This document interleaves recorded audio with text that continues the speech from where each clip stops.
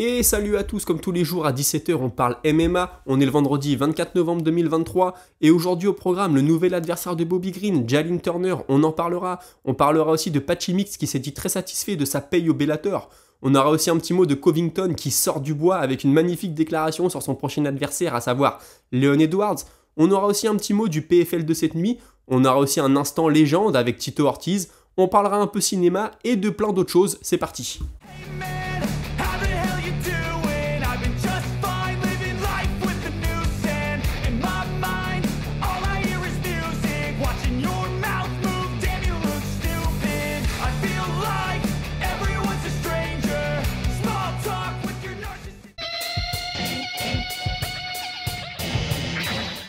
Et c'est officiel, Bobby Green a un nouvel adversaire pour son combat du 2 décembre suite au forfait de Dan Hooker. Il va affronter Jalin Turner. Jalin Turner classé 12, Bobby Green classé 13.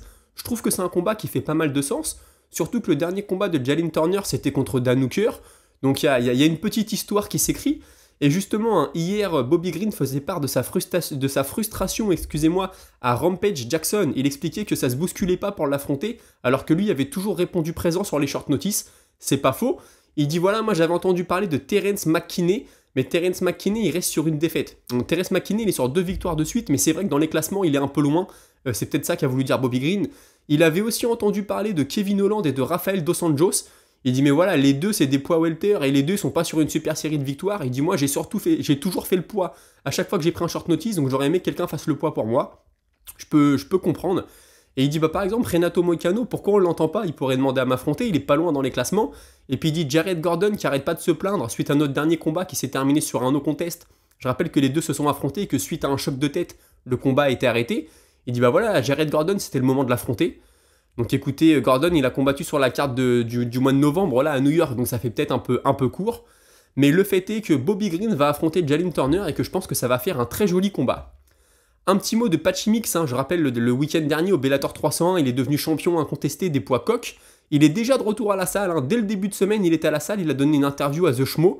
Il expliquait qu'il était très content de son combat, très content de la façon dont ça s'est terminé.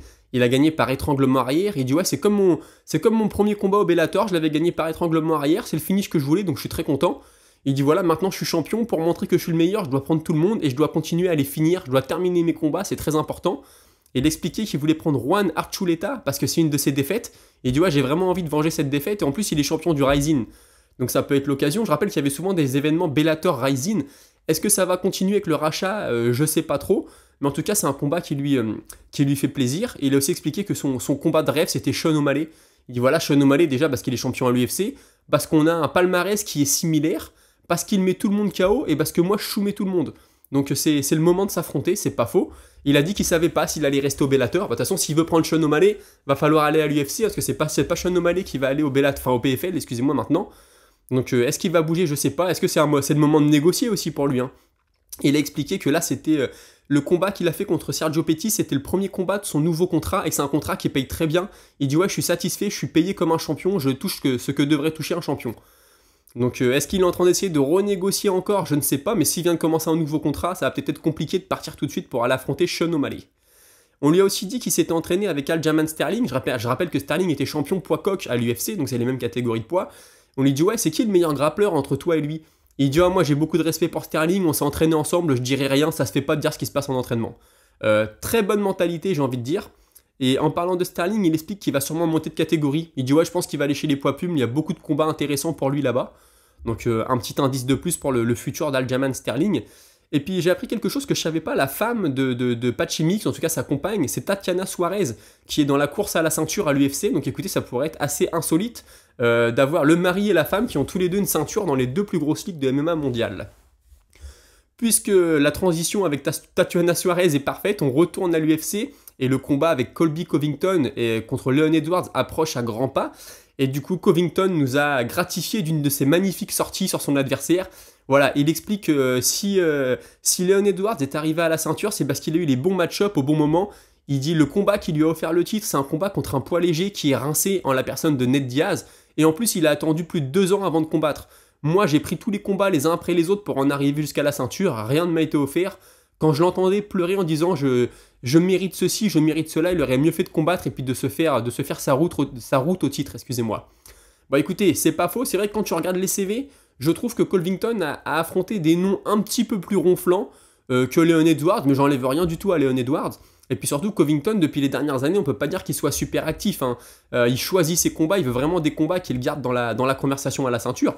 Alors je lui enlève rien, il a raison de faire ça, mais c'est peut-être un peu gonflé de le reprocher à Leon Edwards. Sinon, on a Robert Whittaker qui nous tease un retour pour le mois de février 2024, c'est ce qu'il met sur Instagram, donc écoutez, le retour de Robert Whittaker, moi ça me va, c'est un combattant que j'aime beaucoup. J'espère qu'il n'est pas terminé. Va falloir voir comment il revient de cette défaite par KO face à Duplessis. J'espère qu'on le reverra encore tout là-haut dans la catégorie. Des nouvelles d'Eric Anders, on ne l'a pas vu dans la cage depuis le mois de juin 2023, et bah sachez qu'il était parti faire du grappling. Il vient de prendre 2 médailles d'or dans une compétition de grappling aux États-Unis. Donc écoutez, est-ce qu'il va revenir avec de nouveaux tours dans son sac et commencer un run à la ceinture? Je sais pas. Moi, c'est un combattant que j'aime bien, plutôt fun à voir combattre, donc hâte de voir la suite pour lui. Sinon, on a Gilbert Burns, qui vous savez qui était blessé à l'épaule, hein, son combat contre Bilal Mohamed. Il a vraiment sous-performé, il a expliqué qu'il avait une grosse blessure. Et bien écoutez, il semblerait que cette blessure soit derrière lui et qu'il soit prêt à réattaquer un camp d'entraînement pour revenir à la compétition. Sinon, on a Jack Hermansson et Joe Pyfer qui vont s'affronter dans un main event le 10 février prochain à Las Vegas. Donc pour Joe Pyfer, c'est l'occasion d'accrocher un beau nom à son tableau de chasse. Jack Hermansson au sol, c'est très très fort. Comment va s'en sortir Pyfer? Je sais pas. Moi, je pense que là, c'est plutôt l'heure de Pyfer que l'heure d'Hermansson. Hein. Hermansson, je pense qu'il est un peu sur le déclin. Mais ça va toujours être un beau test pour savoir si Joe Pyfer peut s'imposer dans cette catégorie. Des nouvelles de Sam Alvey, Smiling Sam Alvey, vétéran UFC. Énormément de combats dans l'organisation, des beaux KO. Pas le combattant le plus cool à voir combattre. Hein. Il a mis des beaux KO, mais souvent ses combats étaient un peu chiants, faut avouer. Il attendait beaucoup, il était beaucoup sur le reculoir. Il travaillait beaucoup sur les contres avec ses crochets. Écoutez, il est plus à l'UFC. Il va affronter Ross Levin au karaté combat. Donc sur la même carte que Anthony Pettis contre Benson Henderson. Donc ça va être cool à suivre. Hein. Sam Alvey, quand il a quitté l'UFC, il était sur une mauvaise série. Il avait vraiment du mal à enchaîner les victoires. Est-ce qu'il va pouvoir se relancer là-bas? Je sais pas, mais ça peut être un combat intéressant à suivre. Ce week-end, vous savez, même ce soir, vendredi, dans la nuit de vendredi à samedi, 3h du matin, ça commence, si je dis pas de bêtises. On a le PFL, les championnats du monde du PFL, la fin des saisons. Et on a Sean Strickland qui s'est exprimé sur Sadi Boussi qui combattra pour sa finale, pour le million. Et il explique que c'est le meilleur striker avec qui il a fait du sparring. Donc écoutez, intéressant à suivre. Moi, vous savez, le PFL, j'ai toujours suivi de loin, mais là, j'ai vraiment envie de m'y mettre. Donc je vais regarder l'événement de ce soir, puis j'ai envie de suivre la saison prochaine. Donc j'aurai un œil sur Sadi Boussi, parce que si Sean Strickland nous dit que c'est un bon striker, je pense qu'on peut lui faire confiance. On continue avec la belle histoire du jour. Il s'agit de Impa Kasanganay. Excusez-moi pour la prononciation, je le prononce peut-être mal. Il s'agit de cet ancien combattant UFC qui avait pris ce terrible KO face à Joaquin Buckley. On se rappelle, hein, le coup de pied retourné sauté, celui-là on peut dire qu'il avait fait le tour du monde. On avait un peu oublié son nom, c'est surtout Joaquin Buckley qui avait brillé grâce à ça. Suite à ce KO, il a vu encore quelques combats à l'UFC, puis il s'était fait cutter. Remercier, on peut dire. Et bah sachez que ce soir, il combattra pour le million, lui aussi au PFL. Donc c'est la belle histoire, parce qu'il avait pris ce terrible KO, tout le monde l'avait vu. Il explique aussi que dans ses débuts de combattant, il dormait dans sa voiture sur le parking de la salle. Et ce soir, il a l'occasion de devenir millionnaire. Donc bon, millionnaire, c'est un bien grand mot, on en a parlé avec Olivier Aubin-Mercier, il y a les impôts qui vont passer, il y a tous les frais. Mais quand même, belle histoire pour lui. Hier, je vous parlais de Derek Brunson, qui va d'ailleurs combattre ce soir au PFL, et je disais qu'il combattra en lourd léger, parce qu'il n'y a pas de catégorie poids moyen au PFL. Alors soyez pas surpris si ce soir son combat se passe quand même en poids moyen, c'est juste qu'il n'y a pas de poids moyen dans les saisons régulières. Donc là, ce soir, son combat, c'est pas un combat qui fait partie des saisons, c'est un peu un combat de présentation, j'ai envie de dire. Mais quand il attaquera la saison, si ça ne change pas, ce sera en lourd léger. Ensuite, je vous propose un petit instant légende avec la Tito Ortiz, légende de l'UFC, ancien champion lourd léger. Il a donné une interview à Patrick Côté et il expliquait que maintenant il vivait en Floride, voilà, il a quitté la Californie, il a ouvert un restaurant. Alors Patrick Côté était un peu surpris, il dit « Bah attends, toi qui étais toujours le gars de la Californie, t'as toujours représenté la Californie, qu'est-ce que tu fais en Floride ?» Et voilà, il explique que lui, il a été très engagé politiquement et dans le parti républicain. Je crois qu'il était au conseil municipal de sa ville, il voulait devenir maire, etc. Il dit « Mais voilà, je me plais plus en Californie, l'éducation pour les enfants, c'était plus ça. Il y avait beaucoup de délinquance, donc j'ai décidé de partir avec ma famille pour le bien de ma famille et maintenant on est en Floride. Je m'y sens très bien, le restaurant que j'ai ouvert, j'ai pas juste prêté mon nom au restaurant, j'y travaille vraiment. J'y suis tous les jours de 1h de l'après-midi à 1h du matin. Donc c'est mon nouveau projet de vie. » Alors apparemment c'est une cantine un peu à la mexicaine avec beaucoup de tequila, beaucoup de plats mexicains. Donc écoutez, si vous allez en Floride un jour, n'hésitez pas à vous arrêter, vous verrez Tito Ortiz, c'est quelqu'un. Il explique aussi qu'il s'entraîne plus vraiment parce qu'il a trop de douleurs, il a eu un accident l'année dernière. Il dit j'ai énormément de douleurs à la nuque et de douleurs au dos. Donc je m'entraîne un peu chez moi, je fais des pompes, des abdos, mais je peux plus trop aller à la salle. À chaque fois que j'y retourne, j'ai trop mal. Et puis comme en ce moment je suis dans mon projet de restauration, ça fait que 3 mois que ça a ouvert. Donc ça me prend énormément de temps. On lui a demandé quels étaient ses meilleurs souvenirs à l'UFC. Alors il a parlé de son combat contre Vanderlei et contre Bader. Donc Bader c'était un peu plus à la fin de sa carrière. Mais il dit Vanderlei à l'époque il mettait tout le monde KO, c'était une vraie terreur. Et j'étais très, très honoré de pouvoir le combattre. On lui a aussi demandé quelle était sa plus belle rivalité, parce qu'il a combattu plusieurs fois Chuck Liddell, Ken Shamrock, etc. Il dit bah écoute, moi c'était surtout contre Ken Shamrock, parce que je l'ai affronté 3 fois, ça a été un plaisir. Et puis il avait aussi affronté Frank Shamrock, hein, donc il connaît la famille. Mais il dit par contre ma rivalité avec Chael Sonnen, elle a été terrible. C'était pareil, c'était sur la fin de sa carrière, hein, c'était au Bellator si je dis pas de bêtises. Il dit parce que lui il faisait beaucoup de trash talk et c'était du trash talk très très sale. Il parlait de ma famille, il parlait de ma vie privée, ça me plaisait pas. Et quand le combat s'est terminé, il est venu dans le vestiaire, il m'a dit ouais, est-ce qu'on est potes maintenant? Et je lui ai dit écoute, on sera potes seulement si tu vas t'excuser pendant la conférence de presse d'après combat. Tu t'excuses de tout ce que tu as dit sur ma famille. Et il dit ouais, Chael Sonnen ne l'a jamais fait, donc du coup, on s'est jamais reparlé depuis. Il a aussi parlé de la chance qu'il avait donnée à Patrick Coté, parce que pour la petite histoire, Tito Ortiz avait perdu sa ceinture contre Randy Couture, donc c'était une superstar de l'organisation, hein, faut se remettre dans le contexte. Le combat d'après, il perd contre Chuck Liddell, mais ça reste Tito Ortiz, on pense qu'il va retourner jusqu'au titre, etc. Et son adversaire se blesse à 4 jours du combat. Et à 4 jours du combat, on propose le combat à Patrick Coté, qui avait encore jamais fait de combat à l'UFC. Patrick Coté accepte et Tito Ortiz lui donne sa chance. Il dit ok, je vais l'affronter. Alors il dit à Patrick Coté, je me souviens quand on m'a annoncé que j'allais t'affronter, je savais pas qui t'étais. J'ai demandé ce qui était arrivé à mon adversaire, on m'a dit il est blessé. J'ai dit bon bah écoutez, moi maintenant mon camp d'entraînement est fait, je suis prêt à combattre, donnez-lui sa chance. Et Patrick Coté lui est énormément reconnaissant, il en parle très souvent. Il dit ouais voilà, dans ce combat-là tu m'as fait un nom, moi je savais que j'allais me faire casser la tronche contre toi, mais j'y ai été. Il dit j'ai passé beaucoup de temps sur le dos à prendre des coups de coude, mais grâce à toi je me suis fait un nom. Alors suite à ce combat, Patrick Coté est retourné combattre dans des ligues un peu plus régionales, mais ensuite il est revenu à l'UFC et voilà, il le dit. Il dit franchement si je t'avais pas affronté, je sais pas si je serais revenu à l'UFC un jour, mais tu m'as donné cette opportunité, je l'ai saisi et je t'en suis très reconnaissant. Surtout qu'à l'époque tout le monde refusait Tito Ortiz. Patrick Coté il dit ouais moi on m'a proposé le combat parce que personne voulait t'affronter, j'étais le dernier sur la liste, mais tout le monde disait non moi je prends pas Tito Ortiz en 4 jours de short notice, c'est impossible. Il dit bah moi j'ai saisi ma chance et ça a payé. Il est aussi revenu sur ses entraînements en altitude, Tito Ortiz.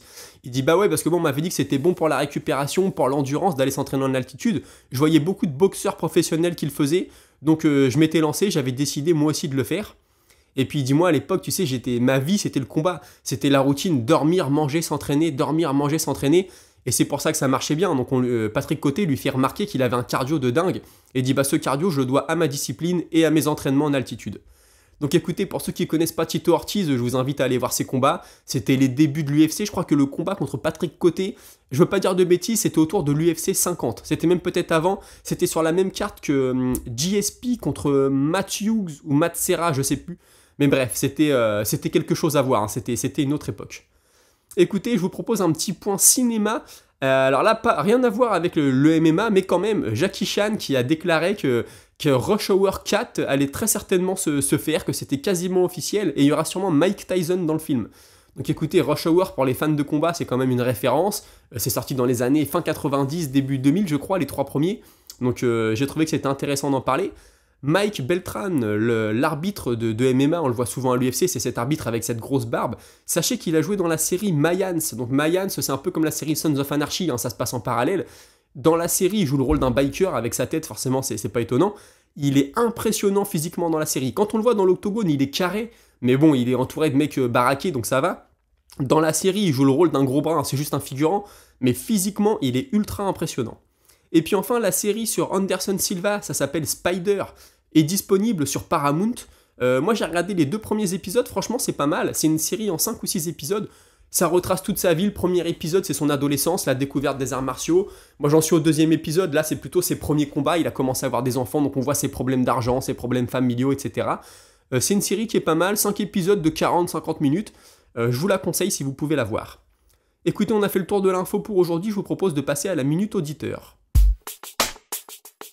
On commence la Minute Auditeur avec David Rousseau qui me dit « C'est vrai que le PFL commence à intéresser de plus en plus en France.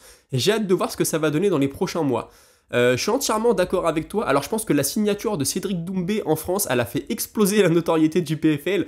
Déjà Ngannou ça avait été fort, mais j'ai l'impression que Doumbé ça a été encore pire. Pourtant Ngannou c'est un poids lourd, il était déjà dans le MMA, champion de l'UFC, mais j'ai l'impression vraiment que c'est Cédric Doumbé qui a fait exploser le truc. Donc écoute, moi aussi, hein, comme je le dis, je suis de plus en plus intéressé, j'ai envie de suivre les prochaines saisons. Ensuite, on a User EI9, je lis pas tout le reste parce que je vais m'y perdre, je suis désolé, tu te reconnaîtras, qui me dit que Chimaev devrait rester actif chez les middleweight plutôt que de commencer à vouloir monter. Il dit ouais attends, il a seulement battu Ousmane pour l'instant, c'était assez mitigé, je pense qu'il doit rester. Bon bah je suis entièrement d'accord avec toi, moi comme j'ai dit, j'aimerais un combat contre peut-être Marvin Vettori, s'il a pas son combat pour le titre, Marvin Vettori. Brendan Allen aussi, ça serait une belle opposition. Alors Brendan Allen est peut-être un petit peu derrière dans les classements, je sais pas, mais ça ferait un beau combat parce que c'est des gros morceaux physiquement, c'est des mecs qui sont bons au sol, donc ce serait intéressant à suivre. Ensuite, il y a Eric Mard qui me demande un petit prono pour le PFL de cette nuit. Bon bah du coup je lui dis tu sais moi le PFL j'ai toujours suivi de loin mais là ça y est je vais m'y mettre. Maintenant voilà, Olivier Aubin-Mercier, même s'il a déclaré qu'il n'était pas trop motivé etc. Moi je l'ai suivi à l'UFC, j'aimerais le voir s'imposer de nouveau ce soir. Ensuite, on a Corto JC qui me dit oui, c'est vrai qu'il y a une petite course maintenant entre le PFL et l'UFC, mais n'oublie pas que l'UFC est sous le coup d'un gros procès qui peut lui coûter très cher. C'est vrai, maintenant, faudrait vraiment que le procès détruise l'UFC, je vois pas l'UFC mettre la clé sous la porte, mais c'est vrai que le procès peut encore une fois venir ternir l'image de l'UFC. Maintenant, avant que les gens se détournent de l'UFC pour aller plus vers le PFL, je pense qu'il va y avoir un petit moment. Tu vois, je pense qu'il y a des mecs qui ne suivent que l'UFC, il y en a beaucoup. Il y a des mecs qui suivent l'UFC et le PFL, mais des mecs qui ne suivent que le PFL, je sais pas s'il y en a beaucoup honnêtement, mais c'est vrai que le procès peut avoir une légère influence. Et puis, enfin, il y avait Don Omar qui me disait qu'il trouvait pas l'information pour l'heure du PFL cette nuit. Écoute, il semblerait que ce soit aux alentours de 3h du matin, heure française. Donc nous, je pense que c'est RMC qui va diffuser, hein, comme d'habitude. Donc moi, ce sera en replay. Je vous le dis, moi, je suis pas du tout un mec de la nuit. Si je veille jusqu'à 3h du matin pour voir les combats, je vais pas les apprécier, je vais m'endormir au milieu. Donc ce sera en replay demain ou dimanche. Écoutez, on arrive au bout de cet épisode. Merci de l'avoir suivi, on se retrouve lundi à 17h. Alors lundi, soyez pas étonnés si l'épisode sort plus vers 17h30, 18h. J'ai une journée de dingue, je sais pas vraiment comment je vais m'en sortir, mais je vais sortir une vidéo, c'est sûr. Maintenant, elle sera peut-être un petit peu en retard, ou peut-être qu'elle sera à l'heure, hein, mais je préférais vous prévenir, si à 17h il n'y a rien, c'est pas que j'ai disparu pendant le week-end, c'est juste que journée très compliquée. Écoutez, j'espère que vous avez apprécié, n'hésitez pas à commenter, n'hésitez pas à vous abonner, parlez-en autour de vous. Et je vous souhaite un bon week-end, j'espère que vous allez suivre le PFL et que vous allez apprécier. On se retrouve lundi, salut!